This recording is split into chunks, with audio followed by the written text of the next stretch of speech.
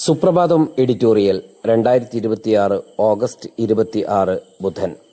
ഗണന നിയമ ഭേദഗതി ആശങ്കകൾ പരിഹരിക്കണം. ധാതുഗണന മേഖലയിൽ സംസ്ഥാന സർക്കാരുകളുടെ അവകാശങ്ങൾ കവർന്നെടുക്കുന്ന ഖനികളും ധാതുക്കളും വികസനവും നിയന്ത്രണവും ഭേദഗതി ബിൽ കഴിഞ്ഞ പാർലമെന്റ് വർഷകാല സമ്മേളനം പാസാക്കിയിരുന്നു. പ്രതിപക്ഷത്തിന്റെ പ്രതിഷേധത്തിനിടയിൽ ചർച്ചകൾ കൂടാതെയായിരുന്നു സുപ്രധാന ഈ ബിൽ പാർലമെന്റിന്റെ ഇരുസഭകളിലും പാസാക്കിയെടുത്തത്. ധാതുക്കൾ ഉൾക്കൊള്ളുന്ന ഭൂമിയുടെ നിയന്ത്രണം പൂർണ്ണമായി കേന്ദ്രത്തിന്റെ നിയന്ത്രണത്തിലാക്കുന്നതാണ് നിയമം. ഭേദഗതി ഖനന പ്രവർത്തനങ്ങൾക്കപ്പുറം ധാതുക്കളടങ്ങിയ ഭൂമിയെയും നിയമത്തിന്റെ പരിധിയിൽ കൊണ്ടുവരുന്നുണ്ട്. പ്രധാനപ്പെട്ട ഒരു മാറ്റമാണിത്. കാരണം ഭൂമിയുമായി ബന്ധപ്പെട്ട നികുതികളിലും സംസ്ഥാനങ്ങൾ പരമ്പരാഗതമായി അധികാരം വിനിയോഗിച്ചു വരുന്നു. ഏറ്റവും വലിയ മാറ്റം 9D എന്ന പുതിയ വകുപ്പ് കൊണ്ടുവന്നതാണ്. ഇതനുസരിച്ച് ധാതുക്കളുടെ അളവ്, ധാതുക്കളുടെ മൂല്യം, അടക്കേണ്ട റോയൽറ്റി അല്ലെങ്കിൽ അതിന് സമാനമായ മറ്റേതെങ്കിലും മാനദണ്ഡം അടിസ്ഥാനമാക്കി ധാതു അവകാശങ്ങൾക്കോ ധാതു സമ്പുഷ്ടമായ ഭൂമിക്കോ സംസ്ഥാനങ്ങൾക്ക് നികുതി, സെസ് തുടങ്ങിയവ ചുമത്താൻ കഴിയില്ല. എന്നാൽ ഇത് പൂർണ്ണമായ നിരോധനമല്ല. കേന്ദ്ര സർക്കാർ നിശ്ചയിക്കുന്ന വ്യവസ്ഥകളും നിയന്ത്രണങ്ങളും പാലിച്ചാൽ സംസ്ഥാനങ്ങൾക്ക് ഇത്തരം നികുതിയോ സെസ്സോ ചുമത്താം. ഇതുവഴി സംസ്ഥാനങ്ങൾ ധാതു അവകാശങ്ങൾ എങ്ങനെ നികുതി ചുമത്തണം എന്നതിൽ കേന്ദ്രത്തിന് കൂടുതൽ നിയന്ത്രണാധികാരം ലഭിക്കുന്നു. നിയമമായതോടെ ഖനികളുടെ വികസനത്തിന് പുറമെ ധാതുക്കളടങ്ങിയ ഭൂമിയുടെ മേൽനോട്ട ചുമതലകളും കേന്ദ്ര സർക്കാരിൽ നിക്ഷിപ്തമാണ്. സംസ്ഥാനങ്ങളിൽ വ്യത്യസ്തമായ രീതിയിൽ ഉയർന്ന നികുതി ചുമത്തുന്നത് ഖനന മേഖലയെ പ്രതികൂലമായി ബാധിക്കുകയും ഉൽപാദന ചെലവ് വർദ്ധിപ്പിക്കുകയും ചെയ്യുന്നുവെന്നും നിയമഭേദഗതി നിക്ഷേപകരിൽ ആത്മവിശ്വാസം വളർത്താനും ആഭ്യന്തര ഉൽപാദനം വർദ്ധിപ്പിക്കാനും ഉദ്ദേശിച്ചുള്ളതാണെന്നുമാണ് കേന്ദ്ര സർക്കാർ വാദം. എന്നാൽ സംസ്ഥാനങ്ങളുടെ നികുതി ചുമത്തുവാനുള്ള സ്വയംഭരണാവകാശത്തിന്മേലുള്ള കടന്നുകയറ്റമാണ് ഇതെന്ന കാര്യത്തിൽ സംശയമില്ല. ഇക്കാര്യം ചൂണ്ടിക്കാട്ടി ചില സംസ്ഥാനങ്ങൾ സുപ്രീം കോടതിയെ സമീപിക്കാനും ഒരുങ്ങുന്നുണ്ട്. ധാതുക്കളടങ്ങിയ ഭൂമിയിൽ നികുതി ചുമത്താൻ സംസ്ഥാനങ്ങൾക്ക് അവകാശമുണ്ടെന്ന സുപ്രീം കോടതിയുടെ 9 അംഗ ഭരണഘടനാ ബെഞ്ചിന്റെ വിധി അട്ടിമറിക്കാനാണ് നിയമഭേദഗതി കൊണ്ടുവന്നത്.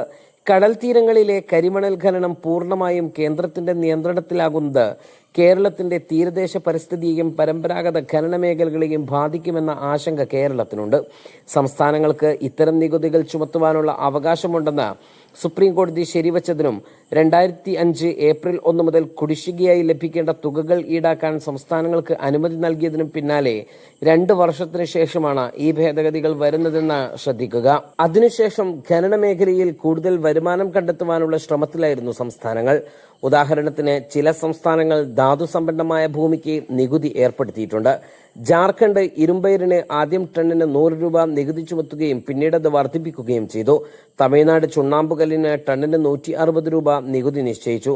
റോയൽറ്റി, ലേല പ്രീമിയം തുടങ്ങിയവ ഉൾപ്പെടെ 14 തരത്തിലുള്ള നികുതികളും ചാർജുകളും ഫീസുകളും ലെവികളും സംസ്ഥാനങ്ങൾ ചുമത്തുന്നുണ്ട്. ജാർഖണ്ഡിൽ ധാതു സമ്പുഷ്ടമായ ഭൂമിക്ക് ചുമത്തുന്ന സെസ്സിലൂടെ 2025-26 7,488 കോടി രൂപ വരുമാനം ലഭിച്ചു. 2026-27 ഇത് 13,215 കോടിയായി ഉയരുമെന്നാണ് കണക്കാക്കിയിരുന്നത്. സംസ്ഥാനങ്ങൾ മുമ്പ് ചുമത്തിയ നികുതികളും സെസ്സുകളും സംബന്ധിച്ചും ഭേദഗതി വ്യവസ്ഥകൾ ഉൾക്കൊള്ളുന്നു. പുതിയ നിയമം പ്രാബല്യത്തിൽ വരുന്നതിന് മുൻപ് സംസ്ഥാനങ്ങൾ ചുമത്തിയെങ്കിലും പിരിച്ചെടുക്കുകയോ ഈടാക്കുകയോ ചെയ്തിട്ടില്ലാത്ത നികുതിയോ സെസ്സോ ഇനി ഈടാക്കാൻ സംസ്ഥാനങ്ങൾക്ക് കഴിയില്ല. ഒഡീഷയ്ക്ക് മുൻകാല ധാതു നികുതി കുടിശ്ശികയായി ലഭിക്കാനുള്ളത് 1,00,000 കോടിയിലധികം രൂപയാണ്.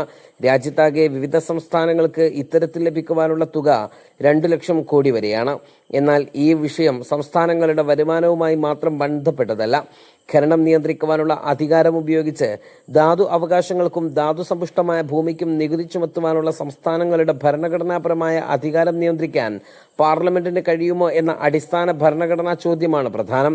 ഖനന മേഖലയിൽ നിക്ഷേപം വർദ്ധിപ്പിക്കണമെന്നും സംസ്ഥാനങ്ങൾക്ക് നികുതി സംബന്ധമായ വ്യക്തത ലഭിക്കണമെന്നും പറയുന്നതിൽ തെറ്റില്ല. സംസ്ഥാനങ്ങൾ അനിയന്ത്രിതമായി നികുതികൾ ചുമത്തി വ്യവസായങ്ങളെ ഇറക്കുമതിയിലേക്ക് തള്ളുന്ന സാഹചര്യം ഒഴിവാക്കേണ്ടതുണ്ട്.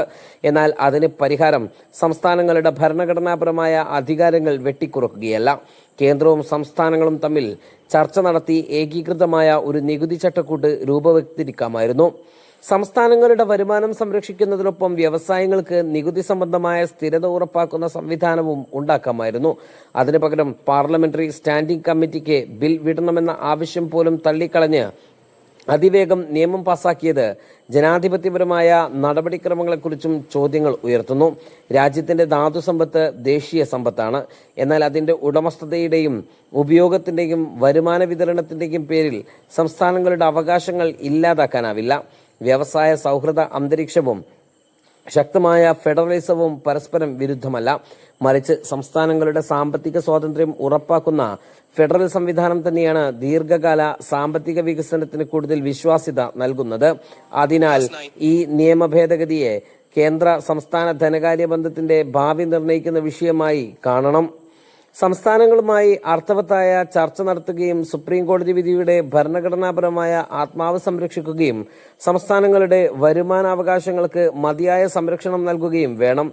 നിശ്ചയമായും ഇത് കേന്ദ്രത്തിന്റെ മാത്രം ഉത്തരവാദിത്തമാണ്.